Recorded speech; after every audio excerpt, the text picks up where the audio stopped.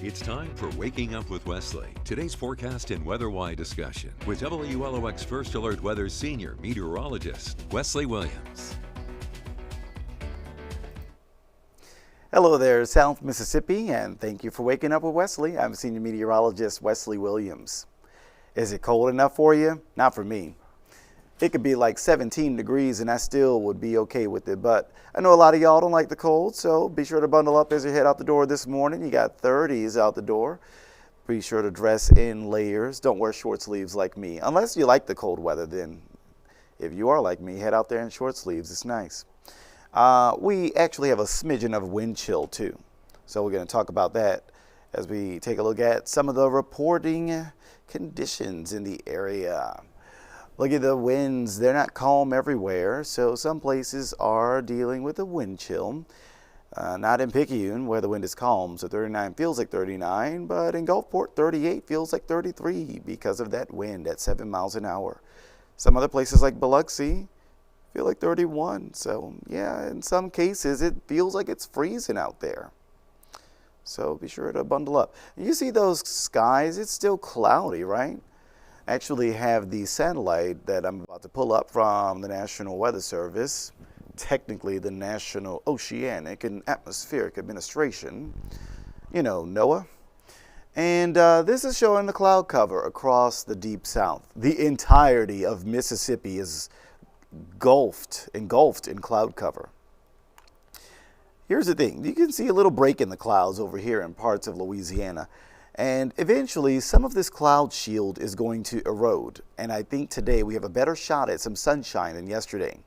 It won't last very long, though, because off here toward the west, look at the left part of the screen near Texas, there are already some mid-level clouds that are going to be rolling in, and they will get here no later than this evening ahead of the rain system coming in tomorrow. So hopefully these that are sitting on top of us break apart quickly so that we can get our little smidgen of sun before we cloud back up. That's what we're looking at in the forecast planner for today. It does show that we could get a little bit of sunshine primarily around midday. And no matter how many clouds we see today, you're really not expecting to get much rain at all from them, so your chances are basically 0%. It's not going to be as breezy as yesterday. Those winds only about 5 miles per hour. And yeah, a pretty nice day. Hopefully we can get that little break of sun. Let's show you what it looks like on the Futurecast map. Today we'll call it partly cloudy because even though the first part of the day is overcast, the middle of the day might feature a break. Watch this space here. Very cloudy during the 8 o'clock hour, but then we go to noon and we see that break in the clouds, right? So, and by the way, this computer model, we showed it yesterday during Waking Up with Wesley. It's the HRRR computer model, which is getting, I think it's performing pretty well. I think it's getting a good picture of what to expect cloud-wise. Yesterday, it really hit it on the money. Remember, if you were watching, we showed that there would be some clearing spots near Pearl River County, near Hancock County yesterday afternoon. That's exactly what happened. So today, fingers crossed, the model is still going to perform well and accurately, and we could get that little break in the clouds for lunchtime today. Some much needed, much welcome sunshine. If we get that sun, then our temperatures make their way to the 50s. Then we'll see much more cloudiness heading into tonight. Those clouds rapidly moving in from the west, and we're going to see some showers overnight after midnight. So there they go, rapidly moving in, getting here tomorrow morning. Roads looking wet for Thursday morning drive. Roads staying wet for Thursday lunchtime. Maybe some of us catch a break in the afternoon, but it still looks like we're going to keep a good amount of widespread showers for Thursday evening.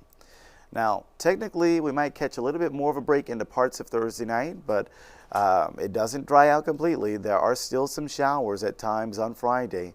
So these are just kind of going to be on and off. So if you have some Friday evening plans, Friday night plans, right now it looks like the modeling is showing some rain in our neck of the woods during that time frame. How much are we talking? Amounts 1 to 3.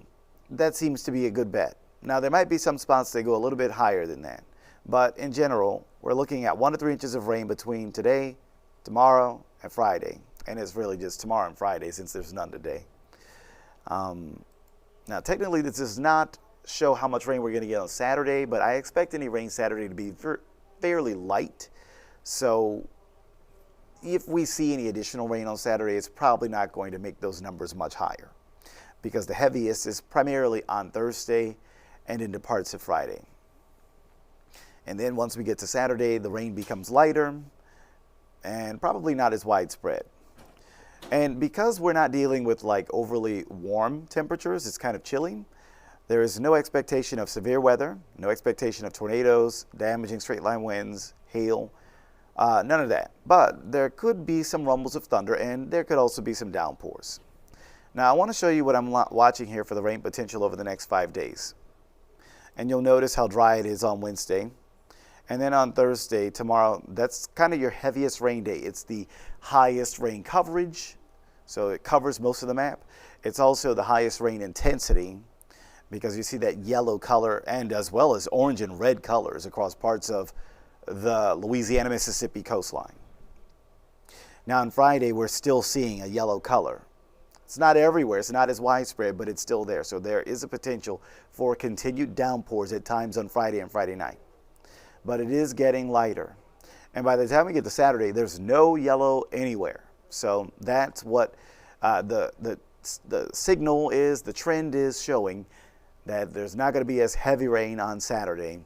So if you have some weekend plans and you're seeing that, oh no, it might have some wet weather at times on Saturday, I think right now it's still a little too early to cancel plans, because there might not be as much rain as you might think.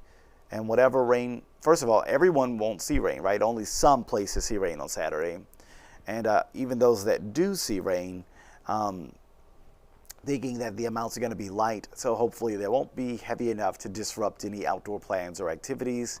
But it's something that we'll watch, and once we get closer to Saturday, we'll be able to have a little bit better idea of what to expect. Right now it's still beyond day 3, so we don't have as many computer models to throw at it. But for now, the trend looks decent. It looks like a day that, it's not going to be a total washout, a total ruined day by rain. I think there will be some parts of Saturday to salvage. And then we go to Sunday, and it's much drier. We can show you a bigger map of what this all looks like. So here's a look at Wednesday, starting the clock right now at 8 in the morning. And we fast forward to noon. Look at this, dry weather across the Gulf Coast. But our system developing right here, and it's going to move off toward the north and east. Give it some time. Watch as we go from Wednesday to Thursday. Wham!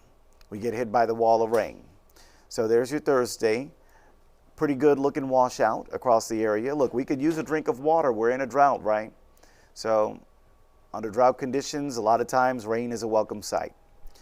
You can see that we do find a good amount of rain in the area for Thursday. And that's not just on the Mississippi coast, but for much of the coast along the Gulf Coast. And you take a look at Friday.